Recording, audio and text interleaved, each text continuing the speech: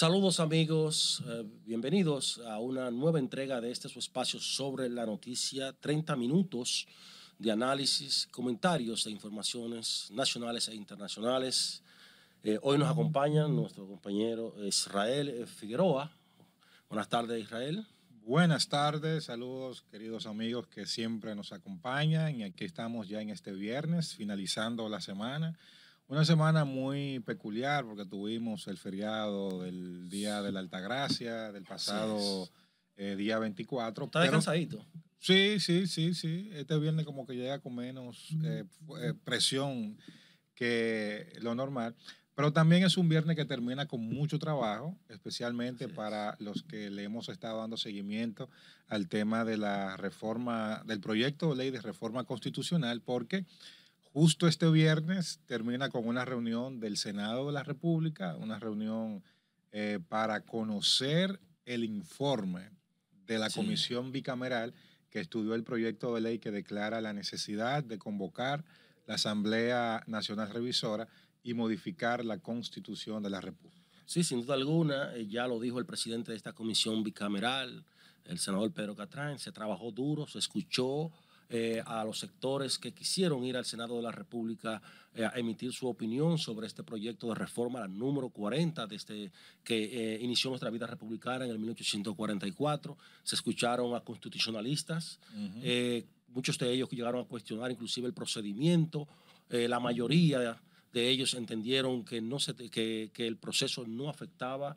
el procedimiento, no tocaba ningunos derechos fundamentales en esencia, y también se llegó a escuchar a la Junta Central Electoral, el Tribunal Superior Electoral sobre la unificación de las elecciones y sobre todo con relación a la reducción de la matrícula de la Cámara de Diputados, que el PRM tuvo que ir al bloque oficialista, y allí se llegó a un acuerdo de reducirlo no en 53 como lo había prometido en principio, como lo había enviado en principio o sugerido el Poder Ejecutivo, sino en 20, y lo dejaron me parece que en 5 los nacionales. Así o sea es. que, como dijo perfecta, también se escuchó al consultor jurídico del Poder Ejecutivo, Antoliano Peralta, y perfectamente, como lo dijo el presidente de la Comisión Bicameral, el doctor Catrán, pues ya se hizo el debate suficiente y necesario, tanto de forma se agotó como de fondo, la fase previa, para entonces proceder a rendir este informe que da inicio ya de manera formal a lo que es el proceso de reforma constitucional. Ya este viernes pues ha iniciado, se ha calentado el tema concretamente de la reforma constitucional, porque a partir de ahora, una vez ya aprobado pues el informe declarado de urgencia, pues solo queda que que vaya a la Cámara, tenga el mismo procedimiento, se declare pues, la ley, y que se dé el plazo de los 15 días que establece pues el procedimiento constitucional para de inmediato iniciar la discusión de fondo, la convocatoria de la Asamblea como tal constituida, y ahí conocer esos puntos que ha planteado el Poder Ejecutivo y que la Comisión Bicameral pues ha referido otro, el tema de integrar como miembro del Consejo Nacional de la Magistratura al presidente del Tribunal Constitucional en lugar del Procurador General de la República, que ahora sale. Me parece que es de justicia que el presidente del Tribunal Constitucional pues integre este órgano. La corte más alta que tiene el país. Y que mucho tiene que ver con leyes. Claro que sí. Al final casi todos los debates judiciales y las leyes incluso terminan en el Tribunal Constitucional. Entonces, sería bueno que en el órgano donde se eligen los jueces y donde se evalúan a los que aspiran a las altas cortes, esté una persona que tiene como que la capacidad suficiente como para evaluar el conocimiento constitucional, el apego a las normas que pueden tener algunos de los aspirantes. Y también eso te garantiza que con su presencia ahí, lo que se decida en ese consejo no va a violar la Constitución y no va a terminar en el Constitucional tampoco. Toda vez de que ahí está el presidente. Porque ahí está el presidente del máximo tribunal. Tiene razón. Tú sabes. La Constitucional. Y además tú tienes que fijarte que en el organigrama, o lo que se llama la pirámide de Kelsen, esa es la pirámide, es el orden en que se colocan las leyes. Tú tienes como primer estamento, como máximo órgano en este caso, bueno, en la pirámide de justicia, al Tribunal Constitucional debe estar ahí. ¿Por qué? Porque es la Constitución la ley más alta en el organigrama. Después de la Constitución tú encuentras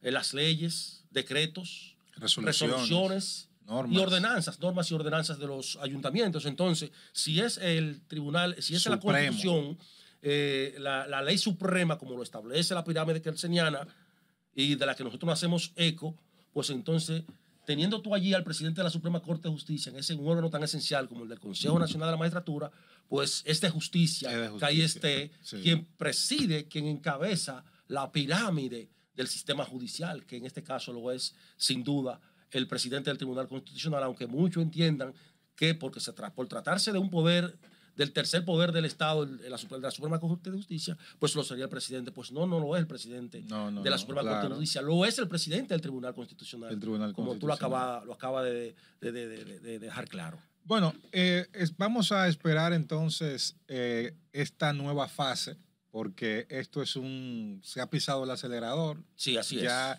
esta fase no termina hasta que en octubre, dijo Catherine, al conversar con la prensa recientemente, luego de terminar la reunión de la comisión bicameral, que se espera que a mediados de octubre ya tengamos la modificación a la Constitución de la República.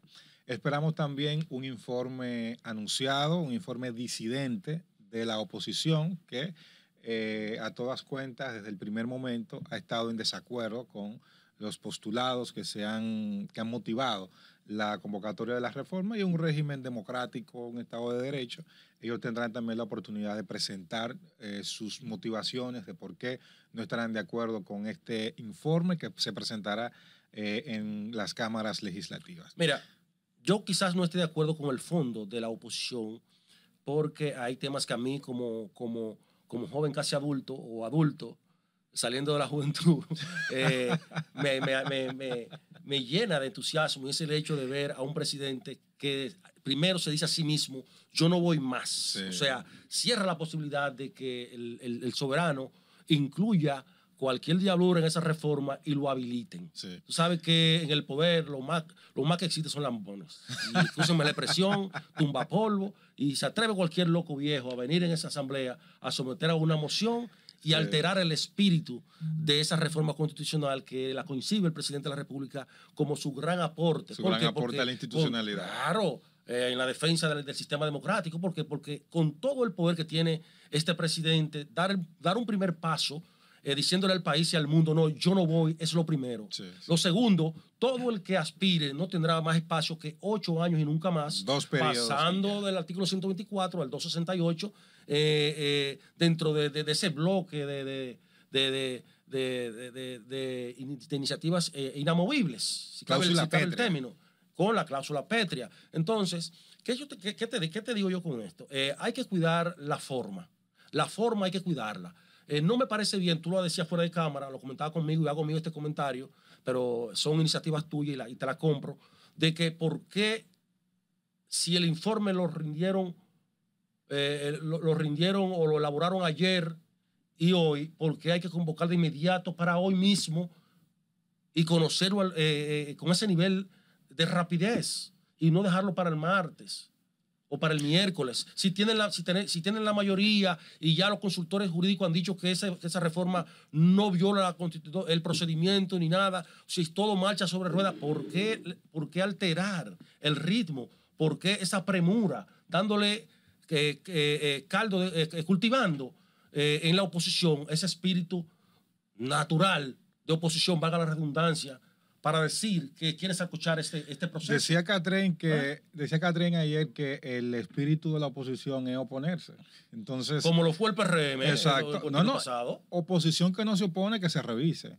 Tú sabes, oposición que no se opone, que se revise, porque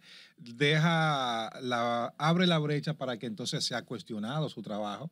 Y evidentemente, cuando el soberano elige al gobernante, ahí mismo está eligiendo también quién quiere que haga la oposición. Entonces, lo que la premura nos dice a nosotros es que realmente hay un interés marcado ya de cerrar este tema, de avanzar en otro capítulo. Tú sabes que hay muchas reformas que se están trabajando al mismo tiempo, Y ya queremos, lo que nos dicen nosotros es que con esta intención del presidente, aquí incluso tengo la carta que el presidente Abinader le remitió al presidente del Senado presentándole el proyecto, cuáles eran sus aspiraciones, sus deseos y los puntos que quería tratar. Pero esto lo que nos dice a nosotros es que ya hay una intención. Hay una voluntad política. Hay una voluntad expresa. política de que, mira, ya esto se debatió, vamos a aprobar esto y ahora vamos a pasar a la próxima, al próximo capítulo. Que me parece bien, ¿eh? No es Ya, que yo estoy en cerrado. contra de que eso hay que cerrarlo. Eso se debatió lo Cerrado. suficiente. Y el espíritu de esa reforma fortalece el sistema democrático a partir de que el relevo generacional está garantizado. Está garantizado. Y en un partido donde estamos viendo muchos aspirantes que están brotando, que están... Mira, es un tema que tenemos que abordarlo. Sí. Al PRM... Habría que ver cómo se manejan las cosas en lo adelante con un presidente que ya tú sabes que no va. No va.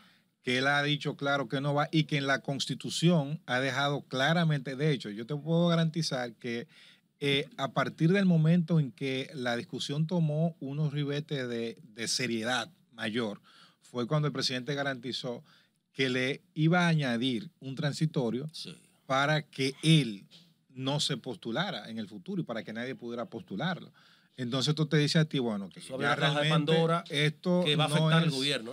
Entonces ahí habría que ver cómo va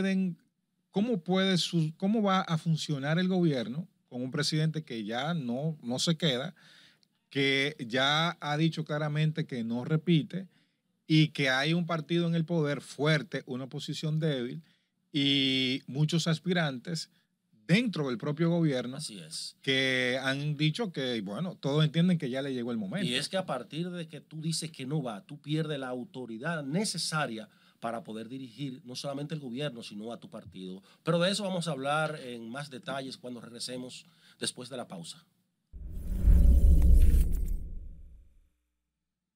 Gracias por acompañarnos en este podcast sobre la noticia. Recuerden que a las 7 de la noche tenemos la retransmisión en YouTube y en RNN2. Así que también los esperamos por ahí en este postre del fin de semana y estamos revisando cómo puede cambiar, cómo puede impactar en el Partido Revolucionario Moderno, que fue el tema que se nos quedó antes de irnos a pausa. Este cambio que hay ya en lo adelante en el panorama del gobierno, porque el presidente no va, ya la reforma constitucional está muy avanzada, hay aspiraciones legítimas, tempranísimas, y ya sabemos que todos cuentan con recursos como para movilizar adhesiones. Sí, no, mira, y el solo hecho de que tú tengas un partido como el PRM bien posicionado. Muy bien posicionado. Y un presidente saliente que está muy bien valorado, pues le abre el apetito a cualquier candidato a tratar de llegar a ser el dominado. ¿Por qué? Porque la garantía de quedarse en el poder son muchas, y es lo que está pasando en estos momentos en el Partido Revolucionario Moderno, sobre todo a partir de que el presidente dijo que yo no comparto esa decisión, que no iba. Porque tan pronto tú dices que no va, pues se pierde esa belleza, esa autoridad, ese encanto que tiene y que debe tener todo líder, sobre todo cuando está presidiendo el gobierno. Ahorita empiezan a dejarlo solo. Entonces yo creo que él no debió decir que no iba para mantener esa autoridad. Ahora mismo en el PRM hay una lucha soterrada entre candidatos que se registró y se reveló en una reunión interna que hubo del SEM hace unas semanas, cuando se trató de escoger un candidato que sustituyera a Kelvin Cruz en La Vega. Allí se armó un bloque directamente en contra de David Collado y lo derrotaron 40-3. Pero fue una pela. Una pela. O sea, y déjame decirte que en ese bloque coincidió la fuerza mayoritaria de Luis Abinader. O sea, hay que tener cuidado. Luis tiene que tratar, y sobre todo el PRM, Israel, tiene que bajarle un do a esos candidatos, porque ahora mismo lo que se necesita es que Luis Abinader haga un buen gobierno. Está en un momento muy difícil, quizás el más difícil que pueda tener de los últimos 4 años, porque tiene frente a sí una serie de reformas incluyendo la constitucional, pero la más difícil, la reforma fiscal, que requiere de respaldo de su partido, Necesita el y partido. de todo el que pueda salir a defender esa reforma fiscal y el liderazgo de Luis Abinader. Porque esas reformas son las que van a servirle a Luis Abinader en el 28 de protector de hierro para poder bajar del poder sin que se lo coma el tigre, como decía Mao Zedong.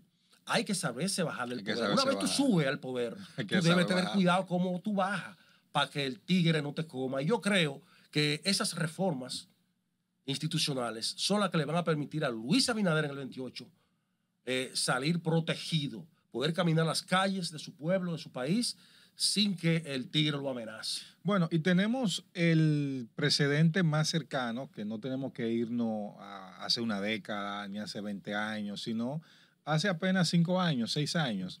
El partido en el poder era el Partido de la Liberación Dominicana.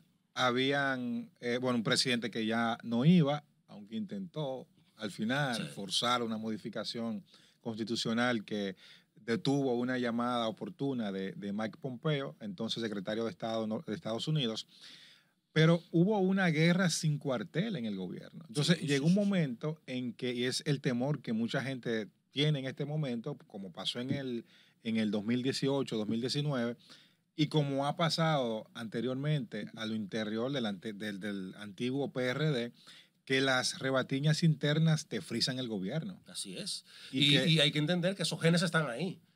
Tendrá que pasar muchas generaciones para que el gen del PRD desaparezca del nuevo PRM. Exacto, pero que lo que te estoy diciendo es que eso ocurrió allá. Es revolucionario y revoltoso. Es el mismo PRD de los sillazos. Pero moderno. O sea, que Luis que se mantenga y Paliza que se concentren en eso, en mantener ese partido compactado en torno a Luis. Claro, entonces cuando tú tienes muchas aspiraciones al mismo tiempo, personas con fondos públicos, un partido en el gobierno, un partido fuerte, un presidente que ya no va, entonces tú tienes ahí un caldo de cultivo que hay que saber manejar con muchísima... Entonces tú tienes, por otro lado, uno de los más importantes líderes del partido, que es Hipólito Mejía. Empujando a su muchacha. Empujando su candidata. Está rompiendo empujando su candidata. Entonces también hemos visto que tal como tú mencionabas hace un momento, esas confrontaciones internas han impedido que se resuelva un tema que veíamos súper fácil al inicio, que fue el tema de la alcaldía de La Vega. La Vega sigue sin alcalde legítimo. Eso es un problema. Mira, déjame abordarlo brevemente. Eso es un problema. Y como tú decías, eso inició con haberle permitido a Kelvin Cruz que renunciara para ir al gobierno central. ¿Por qué? Porque en momentos en que tú me hablas de una reforma constitucional, de que tú eres un gobierno que cree en la democracia, la institucionalidad, el tú permitir que un funcionario electo pues abandone lo que, o sea, le dé la espalda a lo que ha sido la voluntad de su pueblo. Quizás, si mal no recuerdo, el alcalde más votado de toda la historia republicana, casi el 80%. Tú permitir que ese funcionario abandone ese mandato del pueblo para venir al gobierno central, pues a mí eso es lo que se interpreta en un sistema democrático, que la voluntad del pueblo no es la prioridad en un sistema democrático. ¿Por qué? Porque el Poder Ejecutivo tan pronto renuncia, lo designa como funcionario. Entonces tú me estás diciendo, o tú lo que me estás dejando entrever es que la voluntad del pueblo está supeditada al Poder Ejecutivo, cuando debiera ser lo contrario, en un sistema social y democrático de derecho. Entonces, yo creo que ahora es un consejo sano. Los asesores de Luis no pueden permitir que el presidente se embarque en decretar el sustituto de Kelvin Cruz. ¿Tú sabes por qué? Porque él lo podría hacer en base a la ley 176-07, pero esa ley quedó derogada en el 2010 con la Constitución. Claro. Si ustedes revisan, señores, las funciones, las capacidades del poder del presidente de la República están limitadas en el 128 de la Constitución, y ahí no aparece la posibilidad de que él pueda designar un alcalde, no. Entonces eso viola no solamente el principio de separación de poderes, la supremacía de la Constitución y el derecho administrativo, que es claro, nadie puede apartarse del mandato de la ley como funcionario o como representante del Estado Dominicano, porque todo lo que usted haga al margen de la ley puede ser pasible de ser llevado a la justicia. Entonces, mal haría el presidente de la República. Yo sé que él no lo va a hacer porque estamos ya dando señales claras de que es un presidente democrático, Claro, que cree en las respetuoso de la leyes, que ley. cree en la Constitución. Yo estoy seguro que él no va a cometer ese error. Y yo espero que los asesores abandonen esas iniciativas, esas asesorías potrencas, y permitan que la ley 2023 decida la suerte del nuevo alcalde de La Vega. Hay que ir a elecciones, ya lo dijo la Finjo, lo han dicho algunos constitucionalistas. O sea que esperemos que el presidente de la República pues se aparte de esa situación y que se concentre en su reforma constitucional, que va a ser su gran aporte como presidente de la República. Sin duda alguna será el presidente reformador. Bueno, ahí habría que ver, porque realmente la convocatoria de unas nuevas elecciones, como lo ha solicitado Finjo, yo tampoco veo como el sustento que tiene legalmente. El marco legal. El marco legal. La 2023. Bueno, ahí se levanta un vacío. Hay que buscar la manera, porque entonces habría que embarcarse nuevamente en... Sin gastos. Un gasto adicional, aunque sean para una demarcación pequeña. El juego está trancado. Israel, los errores se pagan con cuarto, con sangre. Sí. Y no queremos sangre. No queremos sangre. No queremos sangre en esta vuelta. Lamentablemente ese error habrá que corregirlo con unas nuevas elecciones y que, llenemos esos vacíos, esa laguna que tiene la norma. Porque fíjate, tan pronto renunció la vicesíndica, que la forzaron, sin duda, se creó un vacío que ya envuelve hasta el propio presidente. Claro. Que no debió meterse en eso. Mira, un tema importante para nosotros es la elección de la Junta Central Electoral, los nuevos integrantes de la Junta Central Electoral. Ya Román Jaques, presidente actual de ese órgano comicial, se inscribió, lo hizo también. El carguito bueno, parece. Parece que bueno, ¿verdad? ¿Tú crees? Todos los cargos son como buenos, porque ahí Román, Samir Chamisa, se inscribieron y llevaron sus papeles para que lo relíen nuevamente. Lo evalúen, y han iniciado con buen pie, porque ya el presidente del CONEP, inclusive el propio presidente del PRM, han dicho que sería pertinente que esos jueces sean ratificados a partir del buen trabajo que hicieron en las pasadas comicios. Yo comparto esto. Si a Luis lo ratificaron porque lo hizo bien, claro. Entonces a Román Jaques y todo el pleno habría que ratificarlo porque lo hicieron mejor. Y digo que lo hicieron mejor porque hasta la oposición y los organismos internacionales respaldaron una de las elecciones más transparentes que se ha hecho en toda la historia. Y complejas. Exactamente. Complejas. Y más complejas, ¿sabes por qué? Porque tenía la responsabilidad de recuperar la confianza de ese órgano que se perdió en el 20. Y recuperaron la confianza, administraron sus elecciones de manera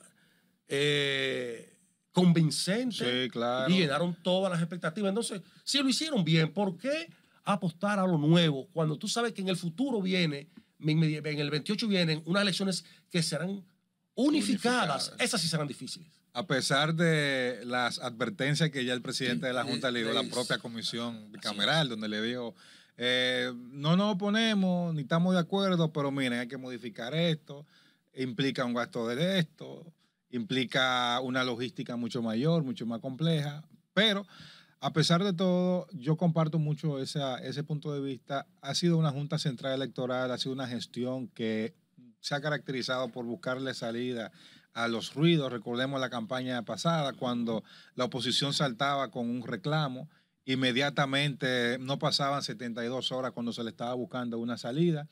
Y fueron unos comicios donde la propia oposición reconoció temprano los datos, los resultados de la Junta. El Tribunal Superior Electoral no tuvo reclamos adicionales. Tú sabes que después de unas elecciones en los niveles, como se hizo, nivel municipal en febrero, congresual y presidencial luego, yo pensaba que íbamos a tener un Tribunal Superior Electoral lleno de recursos durante todos estos meses. Sin embargo, no ha sido así. Entonces, eso te dice a ti que la Junta Central Electoral se preparó para hacer un buen trabajo, estuvo acorde a las expectativas que la población tenía, y yo creo que merece un voto de confianza. Antes de irnos, se acabó el tiempo. Me llamó mucho la atención, señores, la participación del presidente del Consejo de Gobierno de Haití en la... Glu. ¿Cómo te dice glu? En la asamblea, la 79 Asamblea de las Naciones Unidas, en Nueva York, donde los nervios son una cosa donde fuerte. nuestro presidente pues volvió a poner el dedo sobre la llaga y a pedir a la comunidad internacional que viniera en auxilio de Haití, que pasara la palabra a los hechos y que ellos serían también corresponsables del fracaso, si así ocurriere, de la presencia de los kenianos en Haití. En ese escenario, señores, el ministro... el presidente del Consejo de Transición de Haití, LeBlanc, apellido. Le traicionaron los nervios. Le traicionaron los nervios, le dio sed y ahí tenía su vaso de agua y su jarrón, y él bebió de la directamente de la jarra y derramó todo el agua sobre su traje, y eso se ha hecho viral, señor, en todo el mundo. Es penoso que su discurso, que fue brillante, nadie esté hablando de lo que dijo. Sino de lo que hizo. Señores, de esa manera terminamos esta entrega hoy viernes. Será pues hasta la próxima, si Dios y Nicole lo permiten. Hasta la próxima.